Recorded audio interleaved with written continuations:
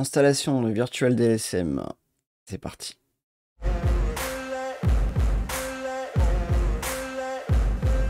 Donc pour ce faire, on va se connecter sur son NAS avec son identifiant et son mot de passe et on va aller chercher Virtual Machine Manager. Ensuite, nous allons dans la rubrique Images et dans Images DSM. Alors, je l'ai déjà téléchargé, mais pour le faire, c'est pas très compliqué. Ajouter, télécharger l'image. Il va vous dire, c'est cette version-là, vous faites télécharger. Et voilà, ça va prendre un petit peu de temps et vous allez ensuite avoir votre image qui sera visible. Pour lancer ensuite l'image, machine virtuelle, créer, Synology virtuelle DSM, on y va. On va l'appeler, enfin je vais l'appeler VDSM Luna. Le minimum c'est 1 giga, je vais lui mettre qu'un cœur. Voilà, vraiment strict minimum. On met donc cette partie-là, on va lui mettre à 20 gigas. C'est juste pour du test, de toute manière. Donc, adapté en fonction du besoin. 20 gigas pour moi, c'est suffisant. To start. Est-ce que vous voulez que lorsque votre Synology redémarre, la machine virtuelle redémarre avec elle? Bon, allez, oui. Tout dépend du besoin. Hop. Hop, et on y va. Donc j'ai coché mettre en marche la machine simplement pour gagner du temps. Donc il va procéder à la création de la VM. Ensuite, il vous dit quelle méthode de mappage souhaitez-vous pour la licence? Vous avez le droit à une installation et une seule. Gratuitement, du moins. Et c'est payant. Oui, il faut la sélectionner. Autant pour moi. Donc, c'est une licence qui est gratuite. Donc là, il va falloir patienter un peu le temps que tout cela se lance.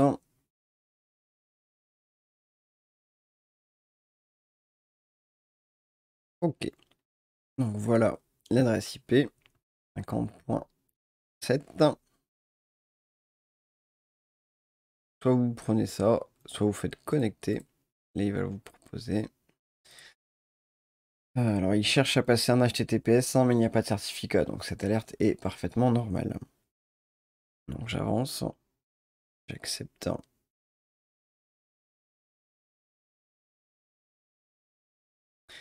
De poursuivre.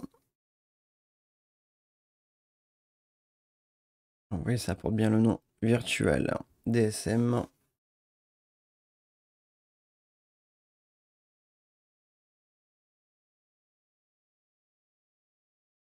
Il faut un petit peu de temps, elle vient juste de se lancer, donc faut être gentil avec elle, sachant que je ne lui ai mis qu'un seul cœur également. Pourquoi pas plus? Parce que pas besoin. Tout va dépendre de ce que vous allez faire sur votre VDSM. Voilà, dans mon cas, je vais avoir besoin de lancer certains éléments via Docker. Voilà, j'ai besoin de faire du test dessus, donc un cœur est amplement suffisant pour ce que j'ai besoin de faire. Adapté en fonction du besoin. Il y a des choses plus lourdes que vous souhaitez faire tourner. Un environnement de test, donc voilà, le jour où vous n'en avez plus besoin, où ça marche plus, où tout est pété, ben, vous supprimez la machine virtuelle et puis vous en recréez une nouvelle, et puis vous êtes reparti. Ça peut être pratique pour tester des scripts ou vous faire la main sur certains paquets. Ça peut être pratique. Nom du périphérique VDSM Luna. Hop.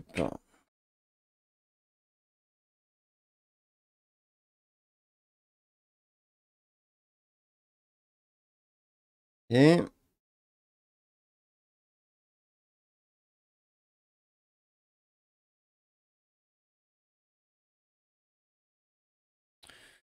non,